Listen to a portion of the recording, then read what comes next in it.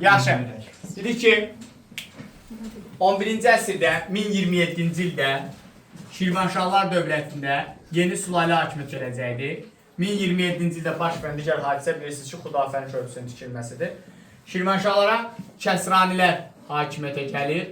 Yeni sülalənin hakimiyyətə gəlməsi Ərəb xilafətinin 661-750 tarixinin oxşar cəhət olacaqdır. Bunu oxşar kimi götürürsünüz. Kəsranə dediyi hakimiyyət gələcəkdir 1027-ci ildə 1-ci Məniçöhr ilk nümayəndəsi hesab olunur.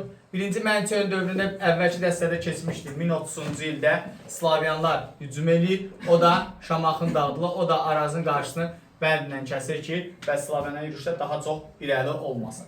Sonraki dövrdə isə 1-ci Fəribruz gələcəkdir hakimiyyətə. Fəribruzun dövründə 1066-cı ildə Səlcuqdan asılılığı qəbul edəcəkdir. Səlcuqdan asılılığı qəbul etmək və Sudanla bərabərində Əbləsəfər Şavur, Səlcuqlarla mübarizə aparmaq Şirvanşahlara Şəddadi, Rəvvadi, Bizans, Ərəb xilafəti, Qaraxani, Qəznəvini oxşar cəhət edirsiniz. 1-ci Fəribruz həmçinin 1075-ci ildə Dərbənd əmirliyinin varlığına son qoyaraq Dərbəndi öz ərazisində birləşdirəcəkdir. Fəribruzun dövründə Şirvanşahlar şah titulundan məhrum olacaqlar, Səlcuqdan asılılığı qəbul etdiyi üçün Məlik titulu daşıyacaq. Lakin zaman keçdikcə Səlcuq dövlətinin zəifləməsi, bu zəifləmənin nəticəsində artıq Şirvanşahlar da getdikcə öz müstəqillərini bərpa eləməyə başlayacaqlar. Sizin kitabınızda bildiyim qədərindən olmamalıdır, amma yenə də deyim. 2-ci Məniçöhrün dövründə artıq müstəqillik qazanırlar və Əfrudun dövründə isə dövlət demək olar ki, müstəqil idarə olunmağa başlanır. Sadəcə rəmzi xarakter olaraq Səlcuqlara xərac verirdilər. Bu dövrdə Azərbaycan qərb torpaqlarını Gürcü, Erməni, Bizans qüvvələr tutmaq istəyirdi, xüsusən də Gürcüstan tutmaq istəyirdi. Bu vaxt Gürcü dövlətinin minillik tarixlər içərisində ən qüdrətli müəyyən bir dövrü var, o dövr bu dövrdür. Ondan sonra Gürcülər nə qüdrətli olublar, nə bir şey olublar. Nəysə, bir dənə bu dövr 11-13-cü əsr Gürcülər biraz güclü olduğu dövr olub. Bu dövrdə 4-cü David Azərbaycan qərb torpaqlarını tutmaq, Səlcuqları Qafqazdan çıxarmaq üçün çox böyük siyasət yeridirdi. Siyasətin mahiyyəti nədir? Bizansla əlaqələr qurmaq, Qıpçaqlarla, Atrakla əlaqə qurmaq idi, Səlibçilərlə əlaqə quracaqdı. Həmçinin Qafqazdan Səlcuqları qovmaq üçün Şirvanşahlar da öz tərəfinə çəkmək istəyir. Əfrudun dövründə 1120-də Qəbəliyə hücum eləyir, dağıdır Qəbələni. Qəbələyə hücum eləməkdə səbəbi də Əfrudun Səlcuqları ittifaqı pozmurdu, bunu cəzalandırmaq üçün eləyirdi. O dövrdə Əfrudun hakimiyyətdən gedir elə həmin ili vəfat edib, yerinə 3-cü Məniçöhr gələcəkdi. 3-cü Məniçöhr Gürcü çarı 4-cü Daviddən qohum münasibəti qurmuşdu. Onun qızı ilə evlənmişdi, Tamarla.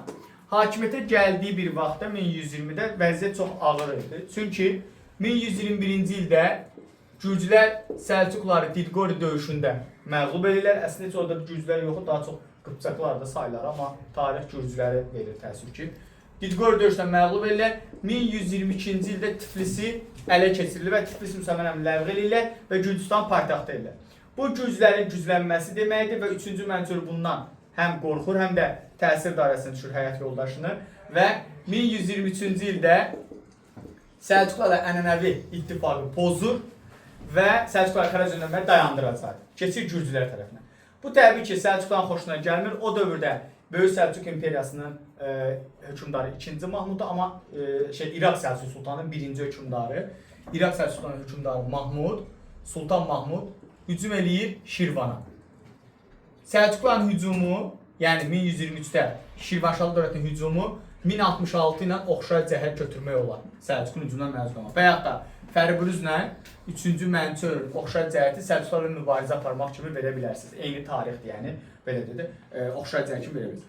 Mahmud hücum eləyir, Məniçöhr Gürcülərlə birlikdə Mahmudun bu hücumun qarşısını alır və Səlcuqları Qafqazdan, yəni Cənubi Qafqazdan çıxardır. Bundan sonra 3-cü Məniçöhr artıq müstəqil siyasət yeritməyə başlayır, amma bu 4-cü Davidin istədiyi bir şey deyildi. 4-cü David 1124-cü ildə Kürəkəni 3-cü Məniçöhrün dövlətinə hücum eləyir, onu taxtdan salır, Buğurt, Şabran qalalarını, Gürcistan qalalarını ələ keçirir və özü oturur burada.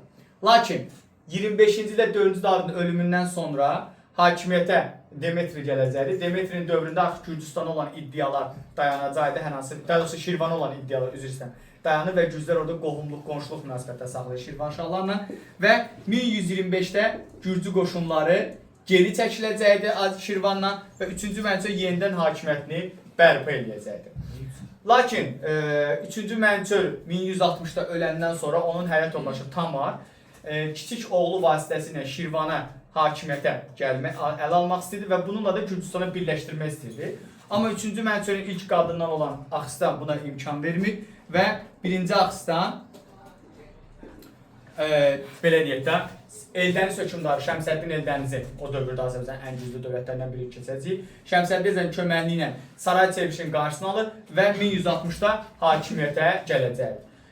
Axistan hakimiyyətə gələn kimi atasının buraxdığı səhvi Səlcuqlarla ittifaqı yenidən bərpa edir, Gürcülərlə münasibəti yenidən nizamlayır və bir də Gürcülərlə bərabərində Eldənizlərlə də dostluq münasibəti və asıllığı qəbul edəcək. 1173-cü ildə Tiflisdə üsyan baş verir Gürcülərə qarşı və üsyanı yatırmaq üçün qoşun göndərəcəkdir. 1175-ci ildə Slavyanlar Dərbəndə hücum edir və bu vaxt Slavyanların hücumun qarşısı almaq üçün Gürcülərlə birlikdə Slavyanlar qovacaq. Slavyanların Azərbaycan Şirvana hücumu 1030-1032-nə oxşar cəhətdir. Yəni Şirvanşah dövlətinin mübarizə aparması. Sonra Axistan Şəmsəddin Eldənizin ölümündən sonra həm də Məhəmməd Cahan Pəhləvanın ölümündən sonra Eldənizdə də Qızıl Arslan hakimiyyətə gələcəkdir. Bu vaxt Eldənizdə dövlətin daxilində çəkişmələr baş verdiyi üçün Axistan fürsətdən istifadə edərək asılıqdan çıxır. Amma 12-ci əsrin 90-cı illərində Qızıl Arslan yenidən hücum eləyir Axistan üzərinə və Şirvanşahı yenidən tabe edəcək. 1191-ci ildə isə belə deyək də, daha doğrusu 1192-ci ildə paytaxt Şamaxıda böyük zəlzələ olur. Şamaxı coğrafiyası daha yaxşıdır, çox tektonik ərazi üzərində yerləşir, çox böyük zəlzələ olur.